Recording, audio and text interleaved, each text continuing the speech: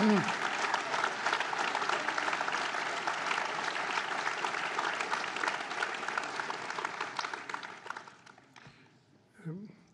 peux dire quelques mots, là. Mesdames, Messieurs, d'abord, merci à toutes les équipes des services du Premier ministre d'être là, autour de Gabriel Attal. J'ai bien aimé, cher Gabriel, la manière dont vous avez remercié ces équipes, les membres de votre gouvernement. J'ai bien aimé la manière dont vous avez salué le courage, l'honneur avec lequel, partout en France métropolitaine et outre-mer, les forces de sécurité assument au prix parfois de leur vie la sécurité des citoyens, j'y reviendrai. J'ai bien aimé la manière dont vous m'avez donné des... non pas des leçons, hein.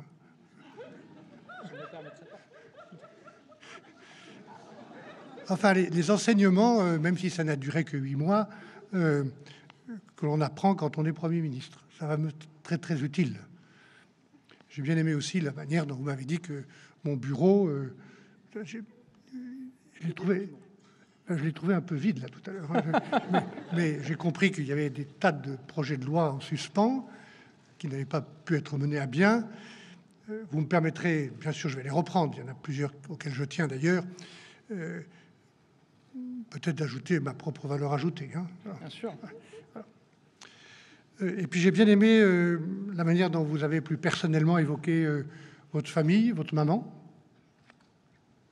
Je pense qu'elle ne voudra pas se signaler. Mais j'irai l'embrasser tout à l'heure. Comme moi, je salue ma propre famille et mon épouse Isabelle qui est ici. Une maman, c'est très important. Hein.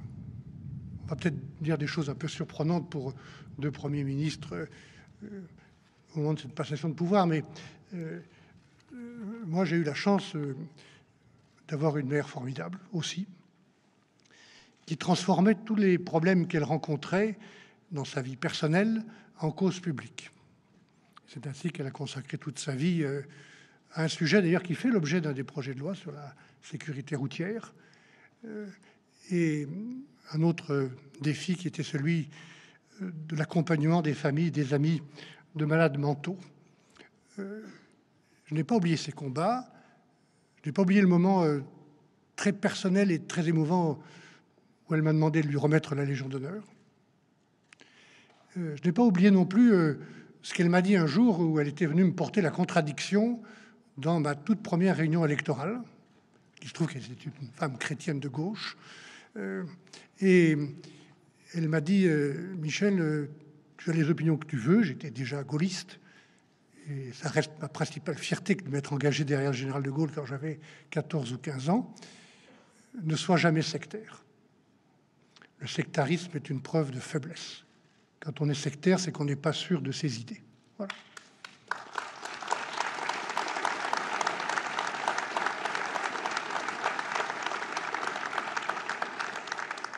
Merci, Gabriel, pour vos mots qui me touchent et qui m'accompagnent et qui m'encouragent, qui est important, compte tenu de ce que vous avez fait depuis plusieurs années au sein du gouvernement et dans les tout derniers mois ici à la tête du gouvernement à l'hôtel Matignon.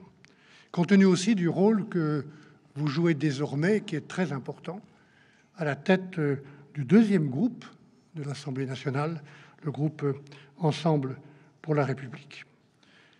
Mesdames et messieurs, je le dis à toutes celles et tous ceux qui nous font l'amitié de nous écouter, grâce à la presse au-delà de cette cour, nous sommes dans un moment grave. Gabriel Attal l'a dit d'ailleurs à son tour tout à l'heure. J'aborde cette période, cette nouvelle page qui s'ouvre, cette nouvelle page avec beaucoup d'humilité. Peut-être la sagesse que donnent les cheveux blancs. J'ai dit un jour à Gabriel Attal, formidable d'être le Benjamin, mais c'est un titre qu'on perd très vite. Hein. On gagne des cheveux blancs. Et moi, je l'ai perdu il y a très longtemps, le titre de Benjamin. Beaucoup d'humilité, mesdames et messieurs, mais aussi avec une forme que je peux dire olympique, puisque j'ai consacré 10 ans de ma vie aussi à organiser des Jeux olympiques avec Jean-Claude Killy. J'ai été aussi très touché pour ce que vous avez dit du succès des Jeux olympiques et du succès qui se déroule même, des Jeux paralympiques. Peut-être aussi un mot de ce qui est très important pour moi, qui est le bénévolat. Il y a 40 000 volontaires, souriants, efficaces, disponibles, qui ont donné une tellement belle image de la France à ces millions de gens qui sont venus nous trouver. Je dis ça parce qu'ils sont là dans des Jeux olympiques, dans d'autres manifestations, mais les mêmes volontaires, les mêmes bénévoles, les mêmes militants associatifs que je vais m'efforcer de reconnaître et d'accompagner un peu plus sur le terrain, sur les stades, dans les écoles, dans les associations sociales ou sportives. Ils font vivre, et ils sont l'honneur de la République. Voilà ce que je pense depuis longtemps.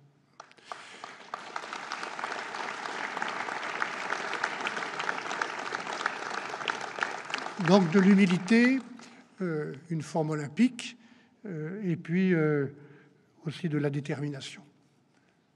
Celle qu'il faut pour que cette nouvelle page qui commence, cette époque, cette période, soit une période utile pour les Français et pour la France. J'aurai l'occasion dans quelques jours, dans quelques semaines à peine, devant le Parlement, de dire les grandes priorités législatives et les propositions au nom du nouveau gouvernement. Il s'agira de répondre autant que nous le pourrons aux défis, aux colères, vous les avez évoquées, aux souffrances, aux sentiments d'abandon, d'injustice qui traversent beaucoup trop nos villes, nos quartiers et nos campagnes. Je pense, mesdames et messieurs, à l'accès aux services publics, et l'école restera bien la priorité du gouvernement, l'école de la République. Je pense à la sécurité au quotidien. Je pense aussi à la maîtrise de l'immigration.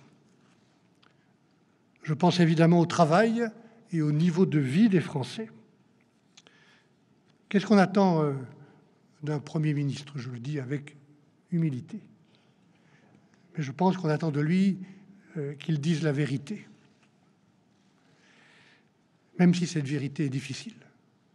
La vérité, d'abord sur la dette financière et sur la dette écologique qui pèse aujourd'hui lourdement déjà sur les épaules de nos enfants.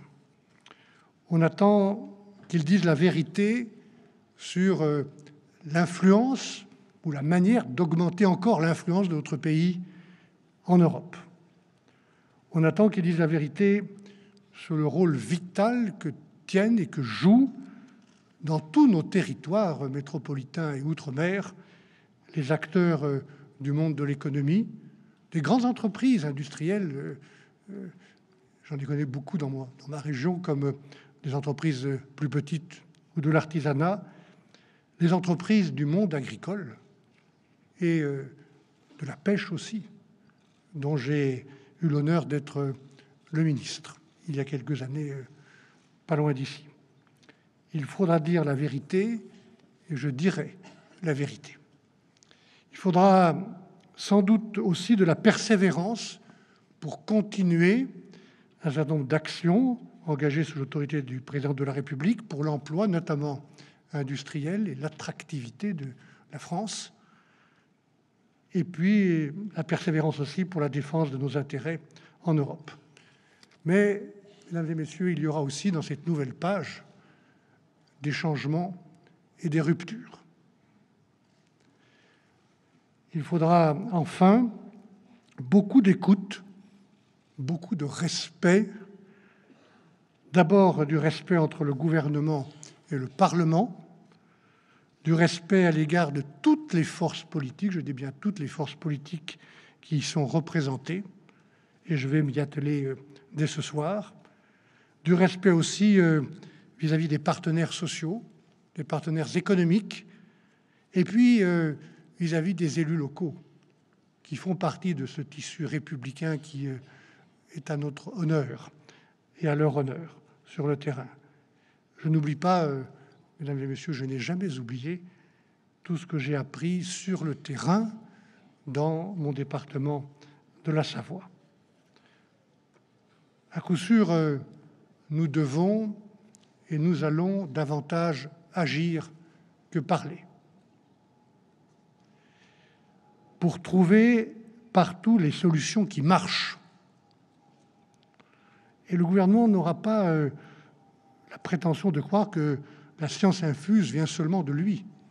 J'ai appris dans ma longue vie publique que les bonnes idées venaient de partout, d'ailleurs, souvent des gens les plus modestes ou les plus simples, quand on prend le soin de les écouter. Et j'ai bien des exemples en tête de progrès, petits ou grands, qui ont été accomplis grâce à des idées, de bonnes solutions apportées par les gens d'en bas, qu'il faut respecter.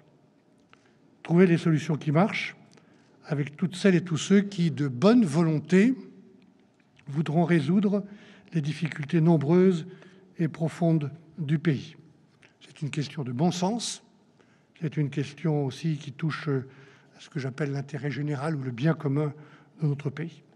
Mesdames et messieurs, ce soir, au moment de commencer à écrire cette nouvelle page, avec tous ceux qui le voudront, avec votre appui et votre expertise aussi, dont j'ai besoin, je pense aux Français de métropole, aux Français de l'outre-mer, aux Français de l'étranger, qui, quel qu'ait été leur vote, ou quelle que soit leur sensibilité aujourd'hui, ont un besoin et expriment un besoin de respect, d'unité et d'apaisement.